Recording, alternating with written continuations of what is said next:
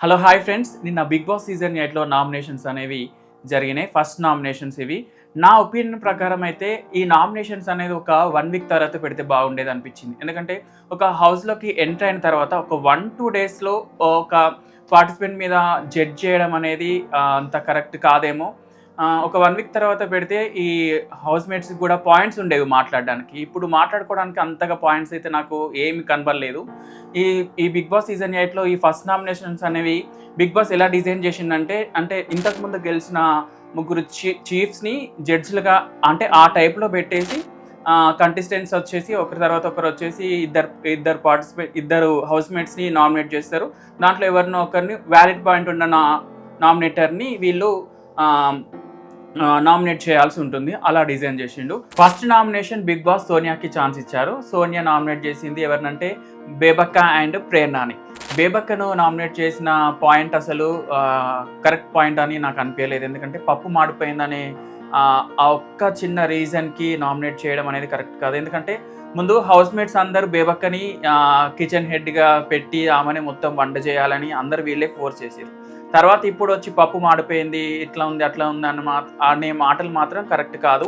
మళ్ళీ బేబక్క కూడా డిఫైన్ చేసుకోవడం అసలు అంత కరెక్ట్‌గా చేసుకోలేదు. ఎందుకంటే బేబక్కని బయట చూసినప్పుడు ప్రతీదీ కరెక్ట్‌గా మాట్లాడుతది, చాలా యాక్టివ్‌గా ఉంటుంది. అంటే తన వాయిస్ కూడా చాలా గట్టిగా ఉంటుంది. కానీ ఇక్కడ సోనియాతో ఆర్గ్యుమెంట్ అనేది అసలు చేయలేదని అనిపించింది. ఎందుకంటే సోనియా కూడా ఆమెకి మాట్లాడడానికి కూడా ఛాన్స్ ఇవ్వలేదు. మధ్యలో చీఫ్స్ ఇంటర్ఫెయిర్ అయినా కానీ వాళ్ళు మాట్లాడుతుంటే సోనియా అసలు వాళ్ళని కూడా మాట్లాడనీయలేదు.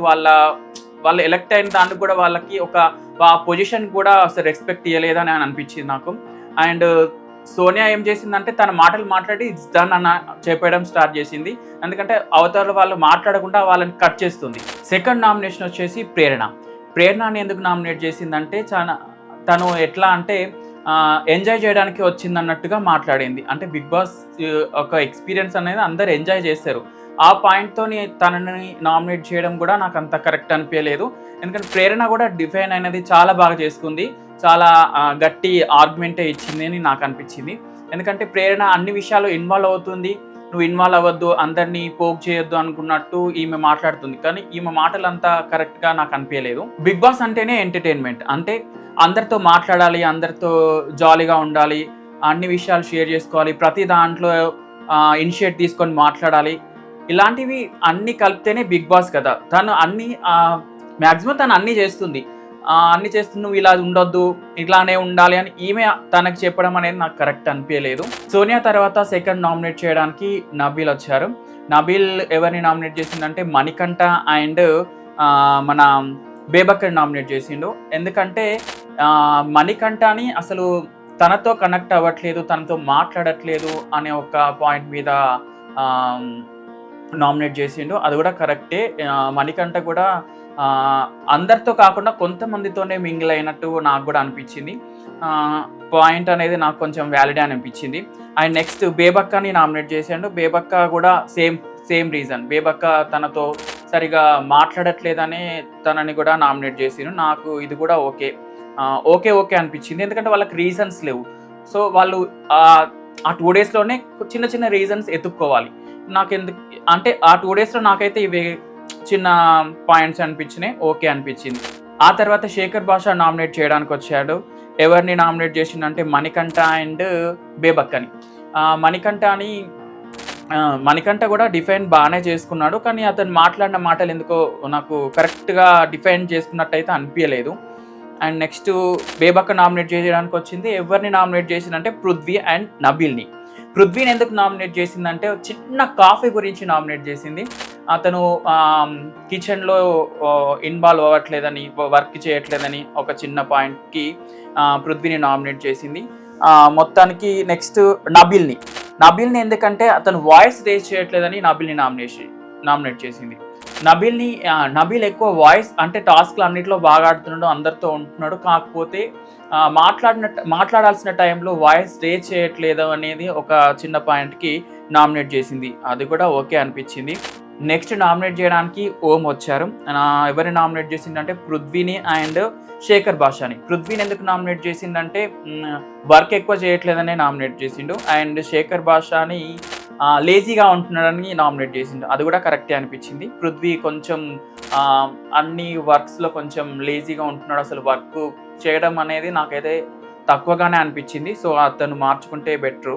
అండ్ శేఖర్ భాష కొన్ని విషయాలలో లేజీగానే ఉన్నాడు. లేవడం గానీ ఇట్లా అటువంటి విషయాలలో కొంచెం లేజీగా ఉన్నాడు.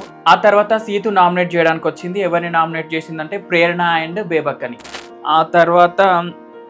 ఆ తర్వాత విష్ణుప్రియ. విష్ణుప్రియ మీద అయితే ఆడియన్స్ అందరికీ చాలా హోప్స్ ఉన్నాయి. కాకపోతే ఆమె మాట్లాడిన పాయింట్స్ కరెక్టే. కాకపోతే డిఫైన్ చేసుకోవడంలో ఎందుకో చాలా సైలెంట్‌గా ఓకే లాగా డిఫైన్ చేసుకుంటుంది. తన వాయిస్ చాలా పెద్దది. బయట చూస్తే ఒక చిన్న మాట అంటే 4 మాటలు మాట్లాడే రకం. కానీ హౌస్‌లో మాత్రం అసలు అంత మాట్లాడట్లేదు. తను నామినేషన్ ఎవరిని చేసిందంటే శేఖర్ భాష అండ్ సోనియాని చేసింది. స్ట్రాంగ్ కంటెస్టెంట్‌నే చేసింది.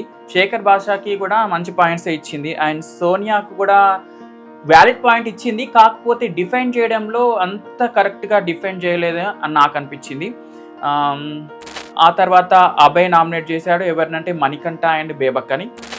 ఆ తర్వాత ప్రేరణ నామినేషన్ చేయడానికి వచ్చింది మణికంఠ అండ్ సోనియాని.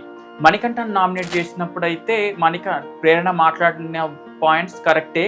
అండ్ మణికంఠ దీంట్లో చాలా ఎక్కువ రియాక్ట్ అయ్యిండు. ఎందుకంటే తన పర్సనల్ అసలు అక్కడ స్కోప్ లేదు తన పర్సనల్ మాట్లాడడానికి. తన స్కోప్ తీసుకొని తన పర్సనల్ మొత్తం బయట పెట్టడానికి సింపతిగా కొంచెం ట్రై చేసిండు. అది వర్కౌట్ అవ్వలేదని నాకు అనిపించింది. హౌస్ మేట్స్ కూడా అదే ఒపీనియన్కి వచ్చారు. ఆ టైంలో కాకపోతే అక్కడ సీన్ మాత్రం అందరూ చాలా ఏడ్చారు.